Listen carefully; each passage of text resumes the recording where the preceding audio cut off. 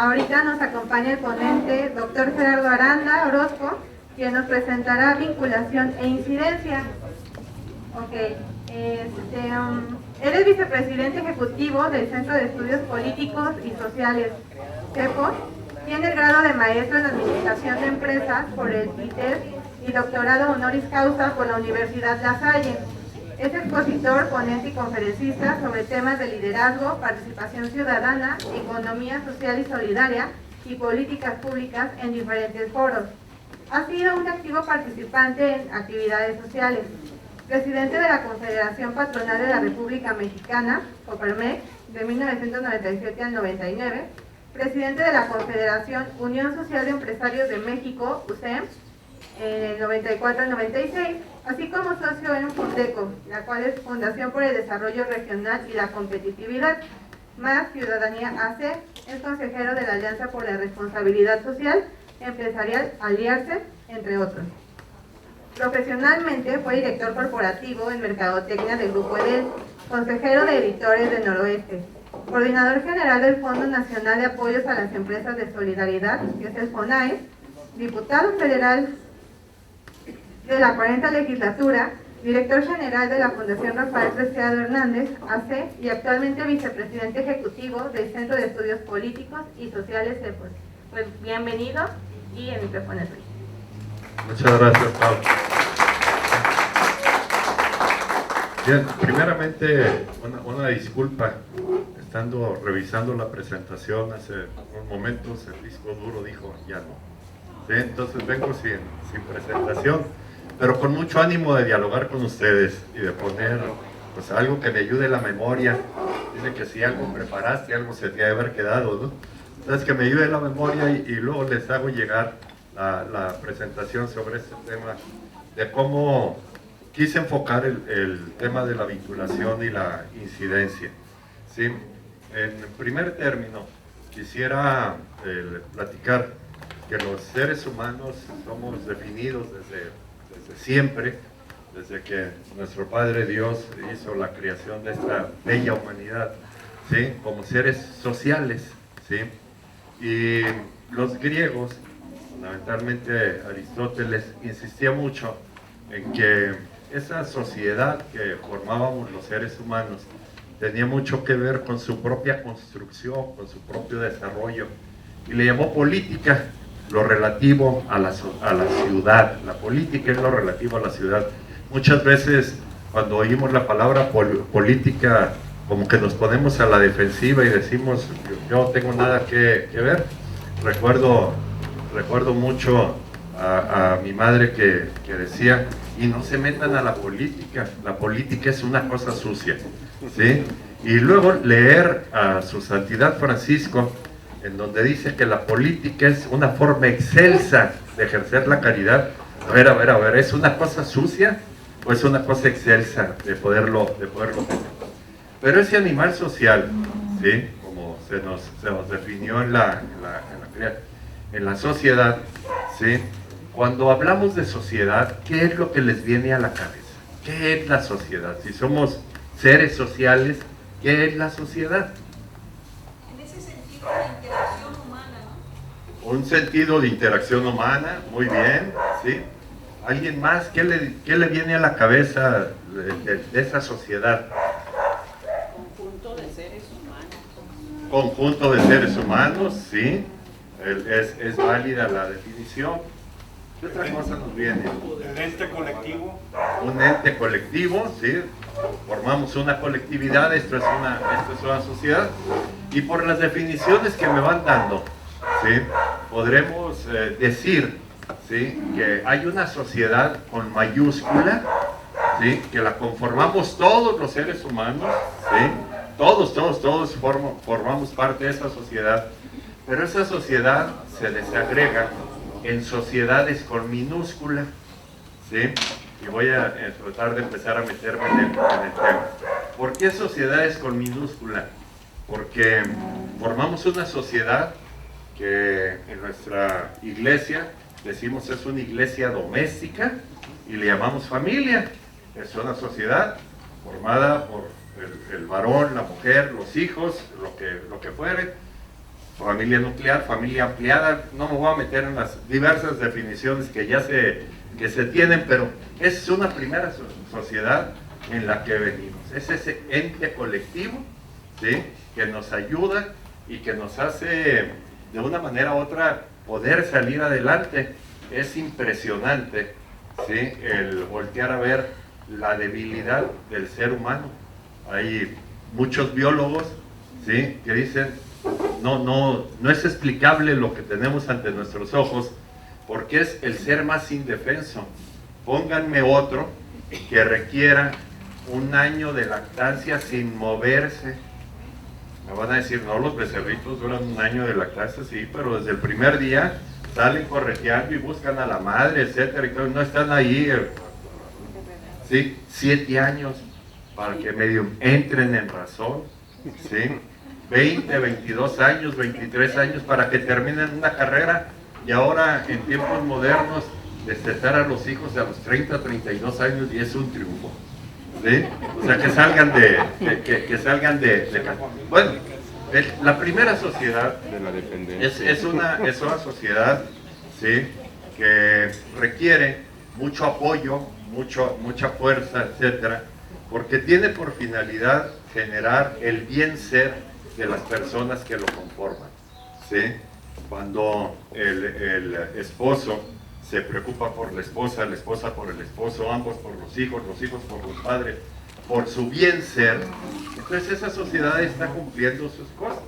Y luego tienen que buscar cómo mantenerse, cómo llegarse a recursos, ¿sí? Y formamos otra sociedad que le llamamos empresa, en donde se conjunta la inversión, ¿sí?, recursos, ¿sí?, y la operación, ¿sí?, porque la empresa tiene la finalidad de lograr el bienestar, ¿sí?, de quienes componen esa comunidad y a quienes sirven en esa comunidad, ¿sí?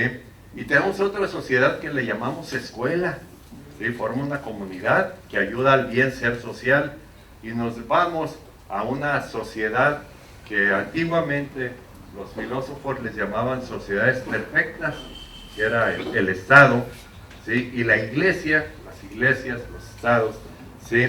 Y entonces yo agradezco que ahora llaman que son sociedades perfeccionadoras, pero son sociedades perfectas, porque ningún estado es perfecto, ni ninguna iglesia como tal es perfecta. Están llamados, sed perfectos como vuestro Padre Celestial es perfecto. Sí, sean. Es un llamado, pero que sea la perfección andando lejos, estaríamos de eso. Y el Estado tiene por finalidad la construcción del bien común, ¿sí? Y la iglesia, ¿sí?, de una manera u otra la conducción de nosotros hacia el bien trascendente. Y en medio de esas sociedades primarias, familia, empresa, escuela, y de esas sociedades perfeccionadoras, Estado y iglesia, se forman los organismos de la sociedad civil, o se forman los cuerpos intermedios en eso. Y ya estamos entrando, pudiéramos decir, en el tema de esa vinculación que requerimos. Requerimos vincularnos, estar trabajando juntos, los que tenemos intereses en la vida de las familias, ¿sí? Se necesitan vincular asociaciones de padres de familia, grupos parroquiales que velen por la familia, por el crecimiento de la familia, etcétera, están allí marcados, ¿sí? Que haya la posibilidad de despertar en una gran cantidad de hombres y de mujeres, ¿sí?, esa vocación para emprender la actividad económica que se requiere para el sustento y demás, el emprendimiento, ¿sí? En nuestra sociedad demandamos y decimos, al ritmo de crecimiento poblacional que andamos, requerimos 1.200.000 empleos, y estamos a gritos, y yo creo que en sus comunidades lo ven, verdaderos dramas humanos de personas que están sin empleo, ¿sí?, con dificultades para poder mantenerse y mantener a los que dependen de ellos, y la demanda es muy legítima, y de repente nos preguntamos, ¿y cuántas veces alzamos la voz y decimos, y requerimos la formación de 80.000 o de 100.000 emprendedores para que se generen los empleos? O sea, estamos muy enfocados en el efecto. El efecto es, faltan empleos, pero no nos enfocamos en esa formación y esa vinculación que se requiere para generar aquellos que tengan esa vocación y talentos, etcétera, que emprendan y saquen las cosas adelante y generen los empleos que se requieren, ¿sí? Igualmente, ¿qué hacer para poder vincular todos los esfuerzos de educación formal, ¿sí?, y no formal en la iglesia, en este segundo, que no es una formación académica, pero es una formación muy válida, ¿sí?, hacerlo para que esa escuela, ese bien ser se transmita dentro de la sociedad y entonces tener esa vinculación. Igualmente, todo esto estaría enmarcado en que todos en esta sociedad estemos buscando el tema del bien común. La manera de que podemos vincularnos es cuando podemos voltear la vista hacia arriba y decir, y esto lo hacemos porque vamos buscando el bien de la comunidad, el bien común. Y ese bien común, difícil a veces de entender y otras veces más difícil de alcanzar, porque es algo que se va alcanzando en las comunidades, pero nunca se llega a la plenitud de bien común, no hay manera de hacerlo. De tal forma que ese bien común exige de nosotros en nuestra vinculación tres condiciones. La primera de ellas es que lo hagamos en libertad, ¿sí?, que lo persigamos en libertad. En segundo, ¿sí?, que lo hagamos responsablemente, que en el ejercicio de nuestra libertad nos responsabilicemos, ¿sí?, de lo que estamos promoviendo. Y el tercero, que generemos las condiciones de armonía, porque ¿cómo vamos a poder entender que una sociedad puede vincularse, actuar, los diferentes liderazgos, ¿sí?, que quieren cosas de tipo social, de tipo político, de tipo económico, del tipo que quieran, ¿sí?, cómo van a lograr un bien que sea común si se mantienen polarizados, ¿sí?, ansiados en las cosas? Recuerdo hace ya muchos años, hubo un dirigente empresarial que fue muy reconocido en su momento, Carlos Abascal. Y Carlos Abascal presidió la Confederación Coparmex, ¿sí?, y entonces llegó a su comisión ejecutiva y dijo, la dinámica de diálogo que tenemos empresarios y sector obrero no es la adecuada, es de polarización. Y era aquellos tiempos en donde Fidel Velázquez, el líder sempiterno de la CTM, ¿sí?, todos los lunes daba una conferencia de prensa denostando al empresario en México, al empresario que tenía un changarro en el lenguaje de Fox, al empresario que tenía una gran empresa, o sea, el que hacía una actividad económica era alguien detestable, explotador, etc., ¿sí? Y los martes la Confederación le respondía dando los datos en ese asunto. Y Carlos dijo, esto no puede ser. Y le planteó a este líder, a Fidel Velázquez, la posibilidad de construir, ¿sí?, un nuevo movimiento que le llamó Nueva Cultura Laboral. ¿Cómo hacer, ¿sí?, que se pongan las cosas? Y entonces diciendo, en lugar del enfrentamiento del capital y el trabajo, planteémonos la armonía en los factores de la producción. Fíjense, lo que pareciera una cuestión meramente conceptual, ¿sí?, llevó a que se firmara una nueva cultura laboral, y ustedes podrán ver y recorrer aquí y difícilmente van a ver banderas rojinegras de huelga.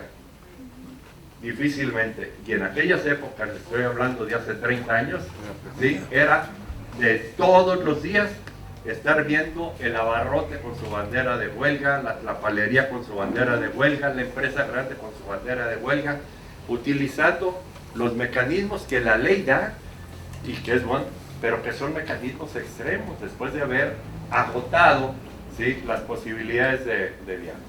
En este sentido, entonces, estamos llamados, ¿sí?, a tener una concepción clara de estos grupos sociales o estas sociedades en minúscula cómo esos grupos tienen que vincularse entre ellos en la búsqueda del bien común, generando armonía, si se quiere incidir en la vida de las personas. ¿Qué quiero decir con eso? ¿Sí? Tendremos oportunidad de incidir para que nos desarrollemos como personas, ¿sí? En la medida que nos vinculemos a otros, que vayamos al encuentro con otros, ¿sí? En los diferentes ámbitos que nos movamos, ¿sí? Sea el ámbito de la familia, sea el ámbito de la empresa, sea el ámbito de la educación, sea el ámbito político en el Estado, o sea el ámbito del apostolado en la iglesia, en el que quieran. Todos ellos tienen que ver para lograr esa incidencia. ¿Incidencia de qué? De fondo, ¿qué es lo que buscaríamos incidir? Pues que las personas seamos cada vez mejores personas y tengamos mejores niveles, estadios de vida, podamos encontrarnos en el desarrollo de nuestra propia vocación y capacidades, etcétera. De tal manera que la incidencia, ¿sí?, puesta en el sentido de cómo formar mejores familias, cómo tener mejores escuelas y programas de formación, cómo tener mejores parroquias, todo eso lo podemos buscar y lo podemos tener en esa búsqueda, en libertad, con responsabilidad y en armonía. Fíjense, me meto en un tema que me van a decir, pero ¿cómo es posible que haya armonía si los intereses están encontrados? Hay intereses encontrados, en todas las sociedades hay intereses encontrados, efectivamente, y yo creo que estamos llamados, ¿sí?, a que confrontemos las ideas, confrontemos los intereses, ¿sí?, pero respetemos a las personas, no enfrentemos a las personas, ¿sí?, de tal manera que el trabajo de poder hacer lo que debemos de hacer en la sociedad, ¿sí?, es entendiendo y sabiendo que hay diferentes intereses que se confrontan, ¿sí?, ¿verdad? Confrontémoslo, dialoguémoslo, vayamos al encuentro, ¿sí?, tratemos de sacar lo mejor de las cosas y no polarizados, no en trinchera. Hace muchos años, y ya voy a terminar para dar oportunidad de diálogo y meterme en cosas más prácticas que me van a poner ustedes, ¿sí?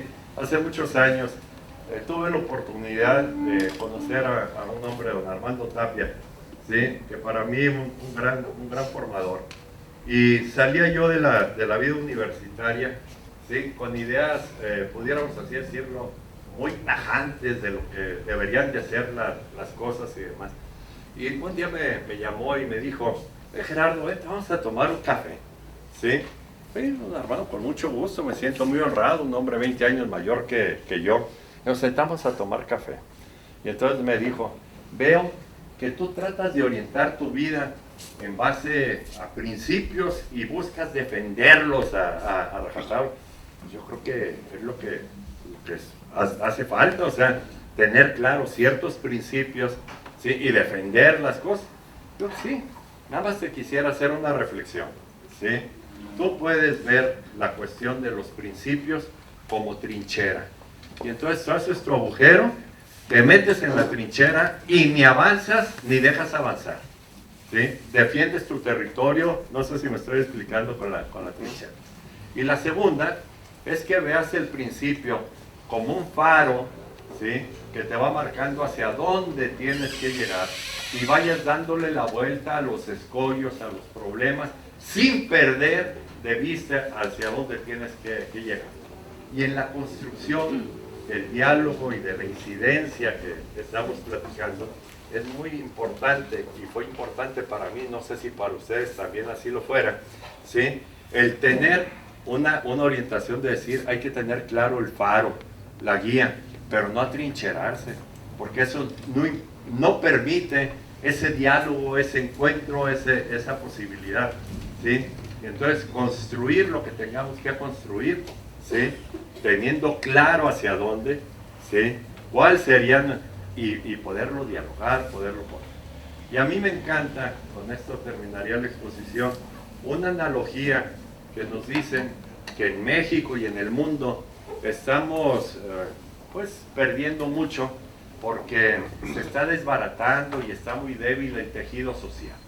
¿Sí han oído hablar de ese tejido social? ¿No? Y la pregunta que nos debemos de hacer, para que ese tejido social funcione, ¿sí?, se requiere fundamentalmente de la fibra moral de los ciudadanos que constituimos esa sociedad o esa comunidad. ¿Sí? No hay tejido, ¿sí?, que no se construya con fibras. ¿Sí? Queremos una sociedad que ayude, que esté entramada, enredada, puesta, solidaria, subsidiaria, que busque el bien común. Trabajemos en la fibra moral de los ciudadanos que lo componemos. No va a haber fortaleza del tejido social si los ciudadanos, si las personas no hacemos lo propio en este asunto. Y terminar diciendo que en ese buscar esa fibra moral, pues les voy a hacer una confesión. ¿Se vale escandalizar? No, le damos la absolución. ¿Sí? Bueno, ¿sí? ¿Se vale escandalizar? ¿Sí? Bueno, los voy a escandalizar. Miren, en plena tercera década del siglo XXI, ¿sí?, quien esté enfrente de ustedes les dice y declara: yo no puedo ser plural. Yo no puedo ser plural. En una sociedad como la nuestra, que alguien venga y diga que no puede ser plural, ¿de dónde vienes? Con razón dicen tantas tonterías, etcétera, de usted y cosas por el estilo. Pues sí, no puedo ser plural. Pero déjenme explicarles por qué. Miren, en materia religiosa, yo no puedo ser católico, protestante, budista, maometano, agnóstico y ateo al mismo tiempo. Puedo chaquetear, moverme de un lado al otro por confusión, lo que sea, pero no puedo al mismo tiempo ser. Llevo una buena. Tantas personalidades religiosas no puedo. En materia política, no puedo ser priista, panista, morenista, verde ecologista, Partido Encuentro Social, apartidista y apolítico al mismo tiempo. No puedo, chaquetero, lo vemos todos los días, o sea, de que se mueve. ¿Sí? Pero cómo agradezco que en mi sociedad haya diferentes formas de ver el tema de la religión, el tema de la política, y no solamente la religión, pensando en diferentes acepciones. Leía y me escandalicé hace muchísimos años porque había un escrito de la colonia en donde decían: y vinieron diversas religiones a México. ¿Sí? Vinieron carmelitas, dominicos, franciscanos, etcétera, y le llamaban a cada orden que era una religión, una manera de relacionarse con Dios. O sea, no está mal escrito el tema. Perdón. Entonces, el tema es que agradezco que en la sociedad lo haya, de tal manera que la pluralidad es una virtud de la sociedad, no de la persona. Si yo quiero fortalecer mi fibra personal, debo de trabajar en mi singularidad y aportar desde mi singularidad a la pluralidad de la sociedad. De tal manera que cuando nos refugiamos en la pluralidad para no definirnos, para no formarnos, etcétera, podemos estar confundidos, pero no plurales.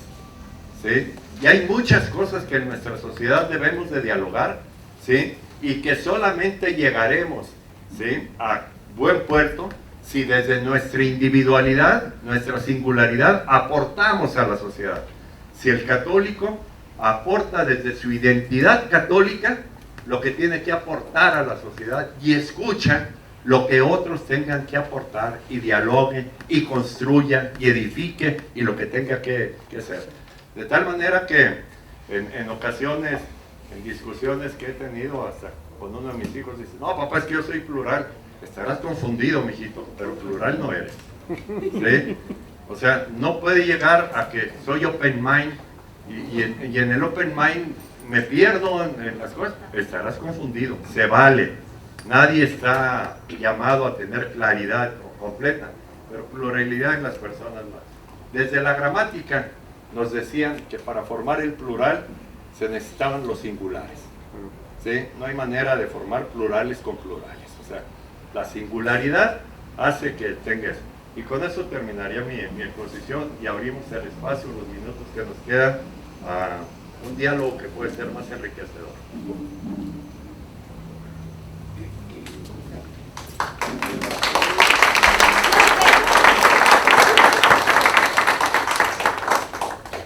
¿Ibas a preguntar?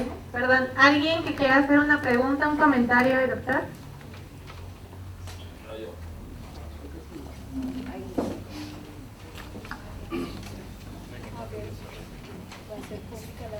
Desde tu singularidad pura pequeña. Voy a traer la absolución de lo de la pluralidad. Muchas gracias, padre. No se crea, del padre Nacho. Bueno, este tema de la vinculación, pues es un tema que yo he estado trabajando desde que empecé en el tema de la construcción de la paz. Cómo acercarme al otro, cómo entender la iglesia como un actor social, partiendo, como dice la doctrina de la iglesia, de la dignidad humana hasta el bien común, como usted ahorita lo ponía. Y me gustó la manera como lo puso, el ejemplo que puso de Carlos Abascal. Nuestra sociedad está polarizada y necesitamos aprender a dialogar, que es algo que se necesita mucho en la sociedad. Yo estoy convencido de eso y estoy tratando de aprender también a hacer eso. Pero me ilumina lo que ha dicho de vinculación e incidencia, y pues me deja pensando en cómo seguir construyéndome a mí mismo primero y el ambiente donde yo vivo. Le agradezco. Muchas gracias por su comentario, padre. Allá atrás. Voy con el padre, después, ¿qué más?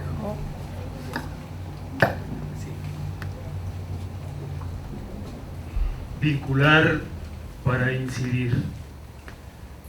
Como politólogo le pregunto, ¿para vincular se puede transgredir los principios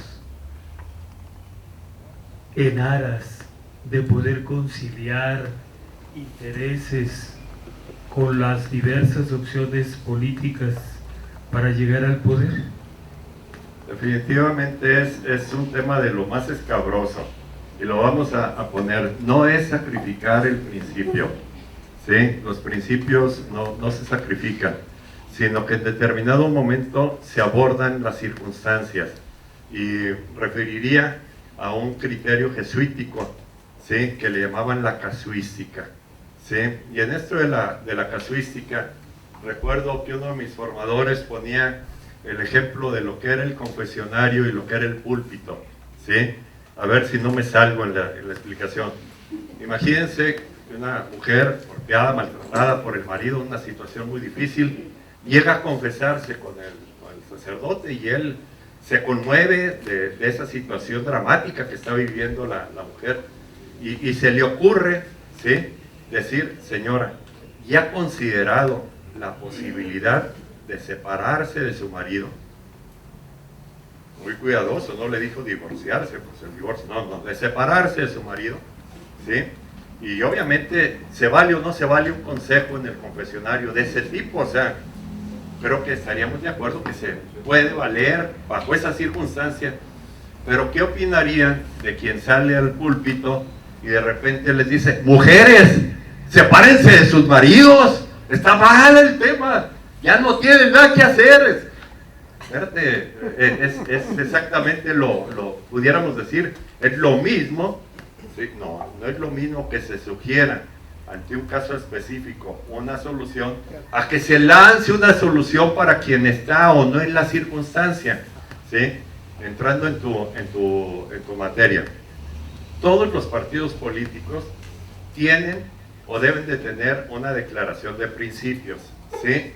El único partido que nunca se comprometió con una declaración de principios fue el PRI, ¿sí? Que ahora parece que está en agonía, ¿sí? Parece, pues, da ciertas impresiones.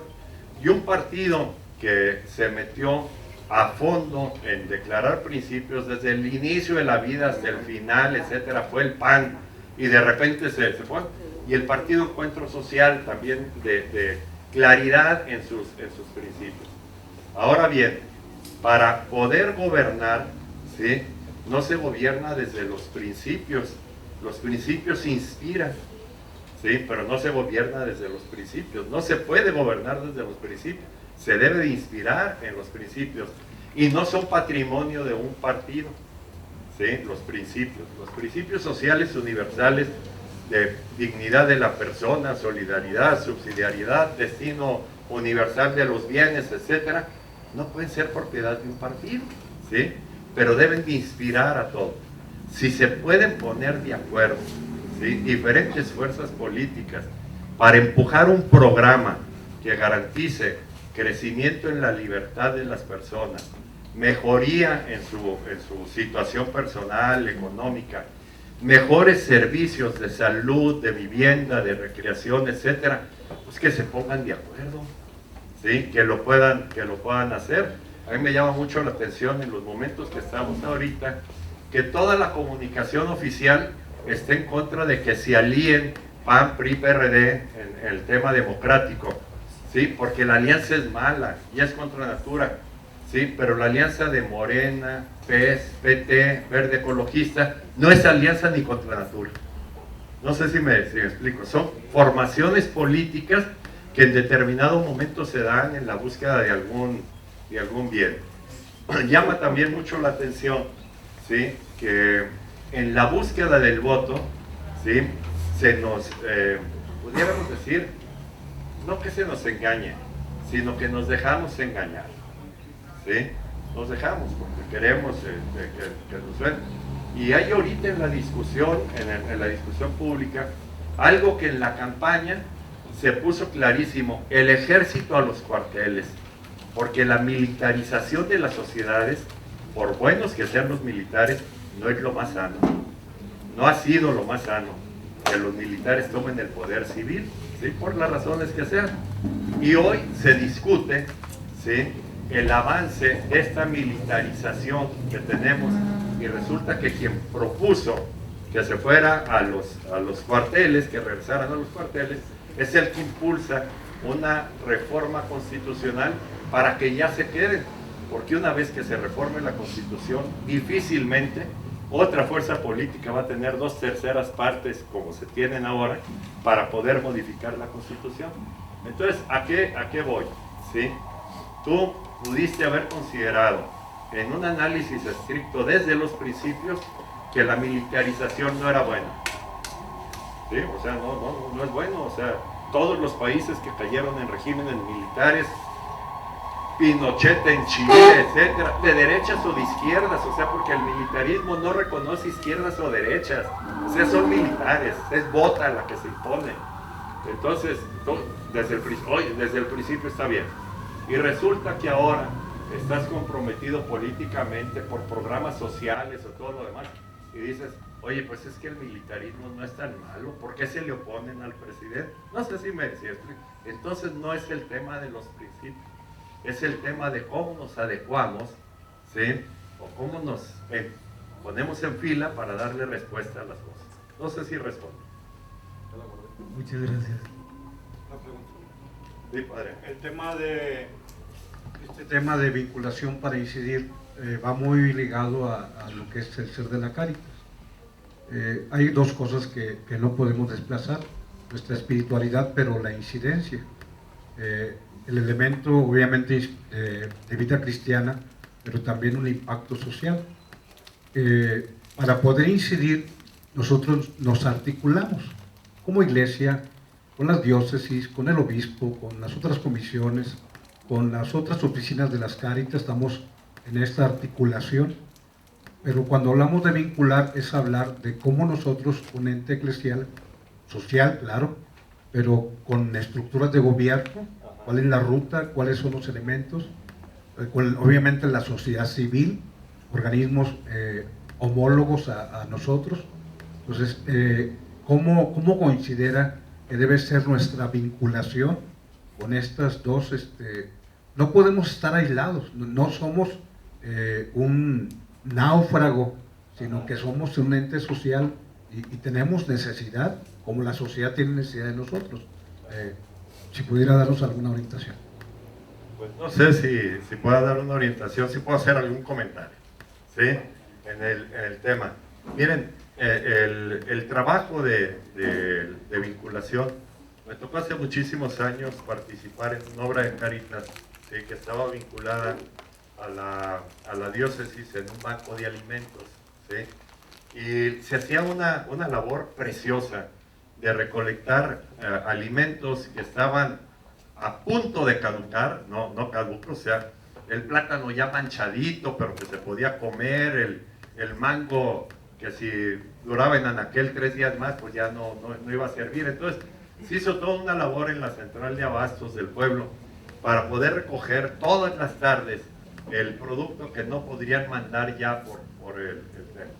Y se estuvo trabajando mucho a nivel de las autoridades, y el presidente municipal, qué bella obra hace, qué precioso, pero no está en mi resort. Y veíamos bodegas de producto caduco de los supermercados que no se podían utilizar porque la Secretaría de Hacienda en ese tiempo tenía que mandar a un inspector para dar de baja ese producto y esa merma, y si no, se consideraba como ingreso o lavado o desvío de parte de los empresarios de este producto.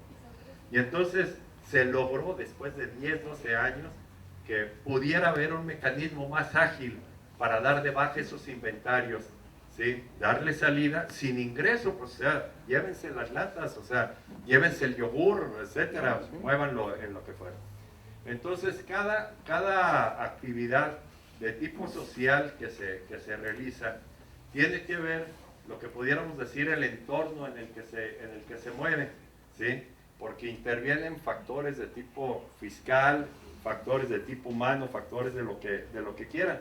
Y bueno, algo que estamos viendo en el régimen actual es que en la sociedad mexicana ha costado mucho trabajo formar organizaciones de la sociedad civil con vocación de ayuda a los más vulnerables, ¿sí? Y se les está quitando las posibilidades de deducibilidad, ¿sí? Se les está persiguiendo, o sea, hay una cuestión que es una mentalidad y es un programa de gobierno, así lo decidimos y así votamos.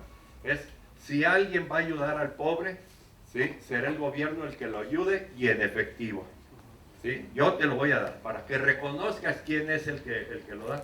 Y no es nuevo, platican los que vengan de Michoacán, platicaba, ya era mi abuelo, cómo Tata Lázaro en los pantalones de campaña traía monedas en las bolsas para poder llegar a los pueblos, y se bajaba del tren o del caballo y veía una gente con necesidad y tenga, Tata, o sea, sí, pues con hambre, era una cosa ahí, darlo de manera directa, y no era patrimonio de Lázaro, era producto del erario, ¿sí? Y les decía, y déjenme una cantidad importante porque yo la tengo que dar.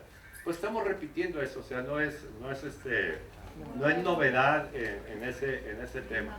Entonces, ¿cómo hacerle para poder institucionalizar las cosas? Yo veo con mucho agrado que este esfuerzo de Cáritas cada vez lo hacen más institucional, pero tienen el tema de esa vinculación, se va dando por ciudades, y ahora con la pandemia me tocó ver cómo el Cáritas, en la Arquidiócesis de Guadalajara, los grupos empresariales hicieron de ese gran centro de convenciones, hicieron una fábrica de despensas. O sea, se organizaron para poder repartir no sé qué tantos miles de despensas, porque entre la pérdida de empleo y todo lo demás. Entonces, ahí hay una vinculación y una incidencia concreta. Si ustedes se ponen a ver, bueno, ¿y de qué sirvió repartir 100,000 despensas? La gente sigue teniendo hambre. No, sí sirvió. Porque miren, de las ciudades que menos han sufrido para recobrarse después fueron las ciudades que hicieron algo para poder evitar los efectos nocivos de la pandemia de manera indirecta. Y les comento el caso de Guadalajara y de Hermosillo. No sé si alguien venga aquí de la diócesis de Sonora, ¿sí? Ahí Hermosillo, ¿cómo vamos? ¿Sí? Se adelantó ¿sí? Y trató de vincular y de hacer las cosas. Entonces, pero volvemos a hacer lo mismo, es casuística, o sea, y con quienes en determinado momento podemos juntar voluntades. Y bueno, les dijera que hay cosas curiosas. Mi mujer tiene una vocación apostólica muy, muy especial, le gusta mucho trabajar con los jóvenes. No voy a ventanear a nadie, pero estuvimos viviendo en un lugar donde de la calle para acá era una parroquia y de la calle para allá era otra parroquia, ¿sí? 4 años queriendo hacer trabajo juvenil en las dos parroquias y no fue posible, ¿sí? Haz tu trabajo y todo aquí en la parroquia con los de la parroquia. Los de allá son de otra parroquia. Bueno, pero un grupo juvenil que... No, háganlo en la parroquia. Pero ya 2 parroquias ya no, ¿sí? Porque se conflictúa el tema. Esas vinculaciones dependen de cada cual y yo soy el primero en respetar que hay jurisdicciones y hay que respetarlas. Pero así como Moroleón y Uriangato se ponen de acuerdo 2 presidentes municipales para medio la comunidad sacarla, ¿sí? Pues así las parroquias, etcétera, pudieran hacer su trabajo en lo que vayan a tener. No sé si sería mi comentario, padre. Allá.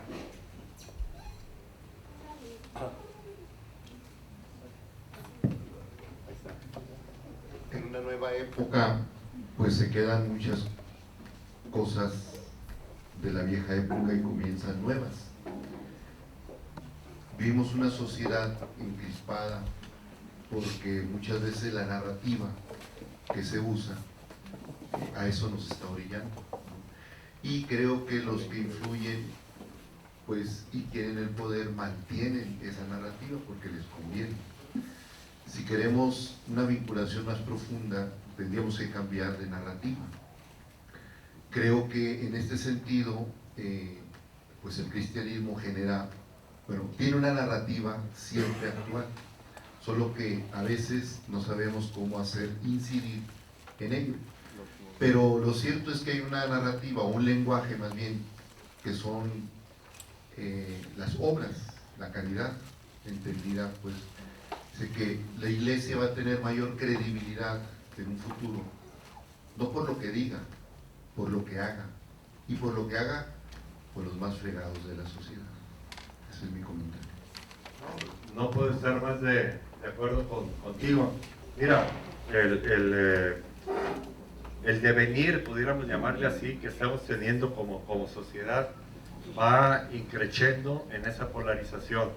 Y lo voy a tratar de resumir en 3 momentos. El primer momento, se trató de polarizar a esta sociedad entre una cuestión sociológica, los fifís, los no fifís, ¿verdad? Que los fifís le pusieron chairos a los no fifís, pero era una cuestión de tipo sociológica, ¿sí? El aspiracionista, el que quiere, el que le busca, pues es fifí, ¿sí? Es esa clase media despreciable, etcétera, que no, con un par de zapatos es suficiente, ¿sí? O sea, marcado un aspecto de tipo sociológico. Luego nos plantearon una polarización, pudiéramos llamarle ideológico-política, y entonces el planteamiento entre conservadores y liberales, ¿sí? Que no pueden tener diálogo. Y eso pareciera que en el siglo XIX ya lo habíamos superado, porque ahora resulta que los liberales de este régimen son los conservadores del siglo XIX. Vean los sexos, o sea, no les voy a platicar, ¿sí? Entonces, pero era una cuestión ideológico-política, separarnos entre liberales y conservadores, ¿sí? Y viene una tercera, que es, en mi opinión, más grave, ¿sí? Que tiene que ver con el tema de tipo penal.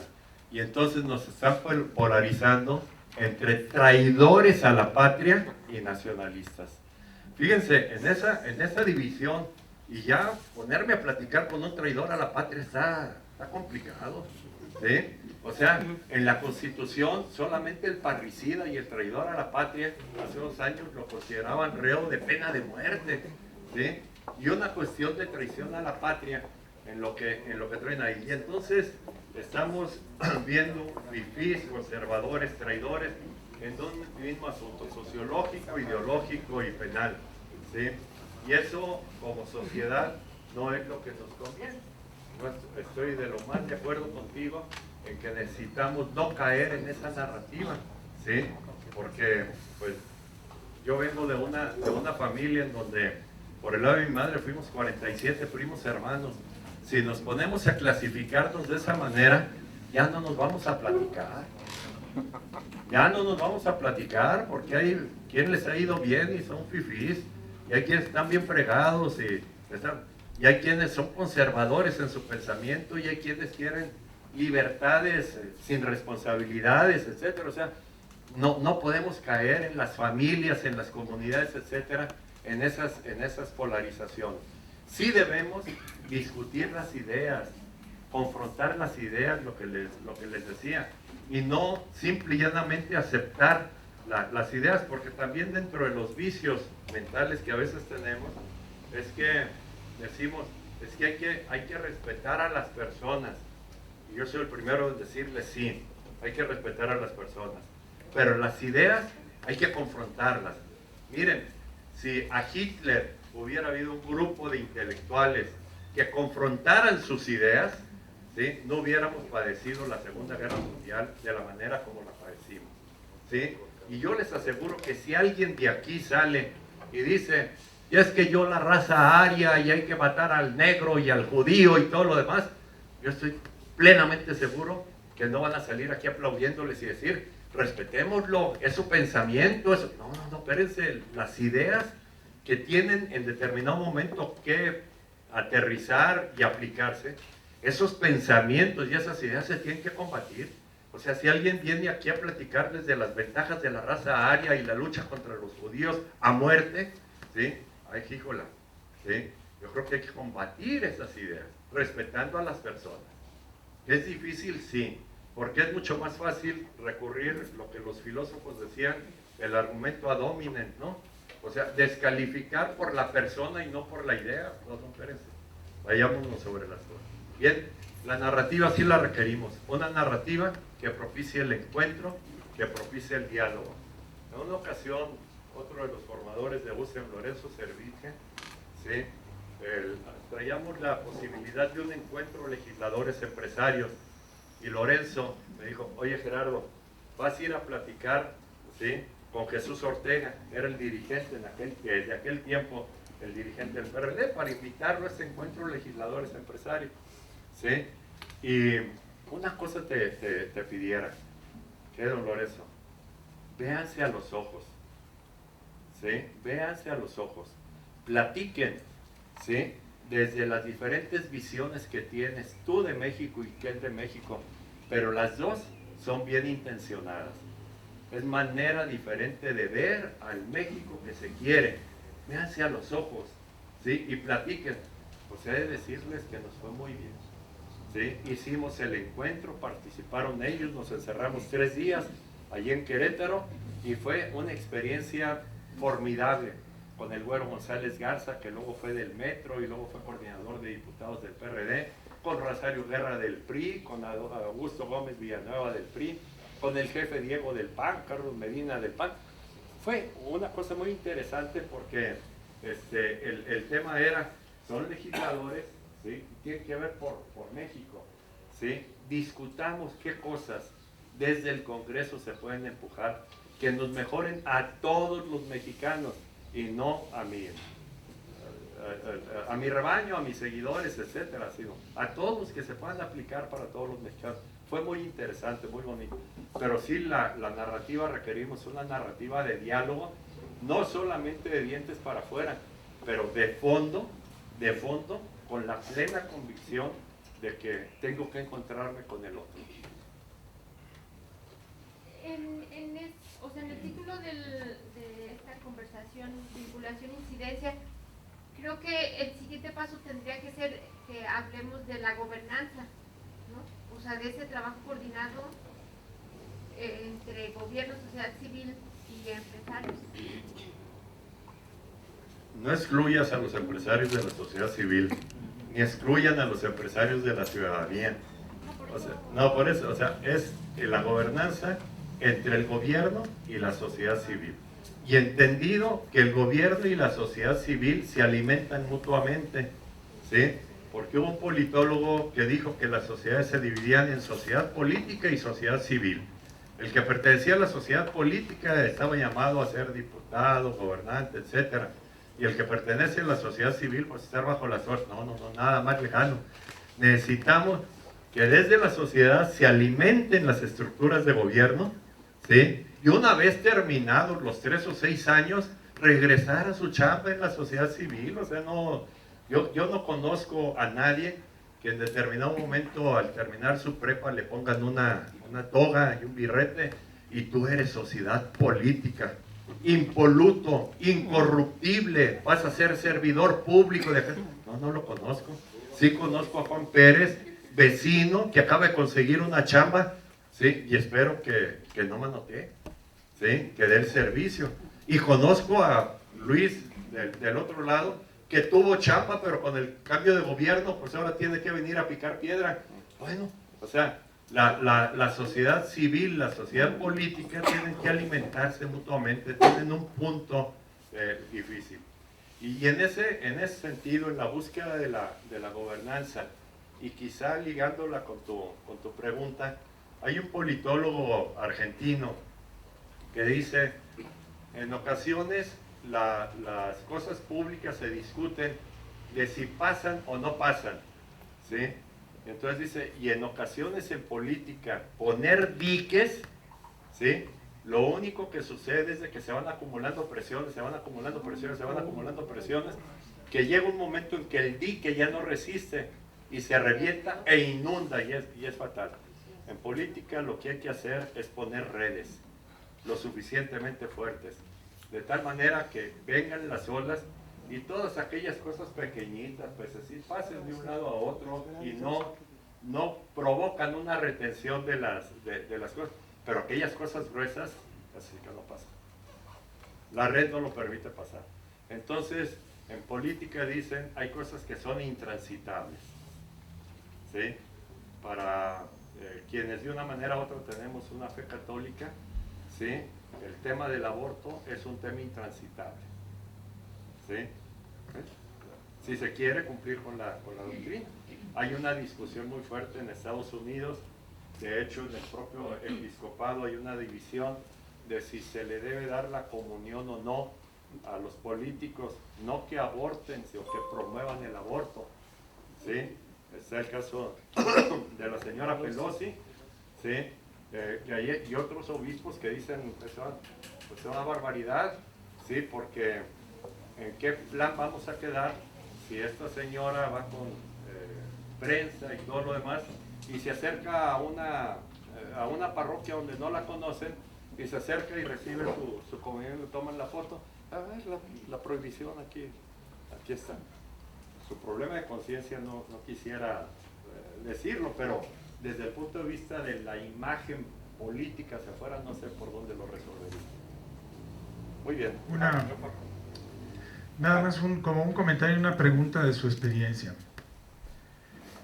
Me parece como muy importante el que nos quede con mucha claridad que las ideas se discuten y las personas se respetan, ¿no? Como tal.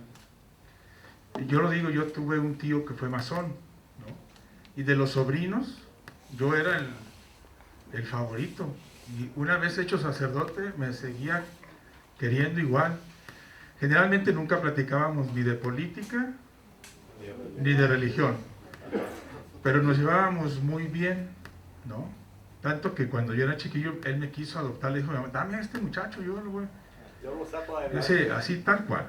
Yo lo saco de la iglesia. La pregunta es, ¿esta manera de ser tendrá un sustento en la espiritualidad de la persona? O sea, ¿se necesita una espiritualidad para la vinculación, para la incidencia? Desde la perspectiva, pues, de la Cáritas como una acción de la Iglesia Católica, ¿no? Decía ahorita el padre de Zamora Nacho, ¿no? Dice que ha ido aprendiendo 12 años en saber cómo vincularse ¿se necesita un sustrato espiritual para tener esa fortaleza o es solamente así como algo muy bonito que desde la experiencia política se puede hacer? No, definitivamente nadie da lo que no tiene. ¿Sí? Entonces hay que trabajar en esa individualidad, en la propia espiritualidad y en la propia religión. Y digo la propia religión porque es religare, o sea, de la manera como yo me relaciono con Dios. Y cómo me veo al final de mi vida, de llegar a entregar cuentas, porque esto de onda de la rendición de cuentas viene del Evangelio, ¿verdad? O sea, de que a ti te di 5, 10, 1, o sea, él fue el que dejó clara la rendición de cuentas. ¿Cómo voy a llegar? ¿Voy a llegar con las manos vacías? ¿Sí? ¿O voy a llegar con algo de trabajo por mis hermanos, etcétera? Hay un punto en donde a veces nos cuestionamos y decimos, pero yo lo podría hacer, yo, etcétera. Y yo creo que los cristianos tenemos toda la certeza de que lo podemos hacer con una sola frasecita que le digamos a nuestro Señor, ¿sí? Que es, dame lo que me pides y pídeme lo que quieras. O sea, me pides más trabajo social, ¿sí? Dame lo que me pides y pídeme lo que quieras. Y regresaría también a una doctrina ignaciana, las gracias de Estado, ¿sí? Pedirle a Dios, me estás poniendo en esta situación, es este estado el que tengo que desarrollar, dame las gracias para entender la complejidad de lo que vivo, etcétera, porque el trabajo social sí requiere de manuales, pero no es lo importante. Lo importante es la disposición del alma, ¿sí? De acercarse a los demás, de ver por los más necesitados, en la herramienta que cada quien sepa manejar mejor. Muchísimas gracias, doctor Gerardo. Estamos ya sobre una disculpa. A nombre de Cáritas le entregamos un reconocimiento por su participación con su ponencia. Muy interesante, creo que hay muchas opiniones, nos deja reflexionando. Y tenemos a nuestra compañera Marisela Gaona de Cáritas Guajuapan para entregarle un presente de parte de todos.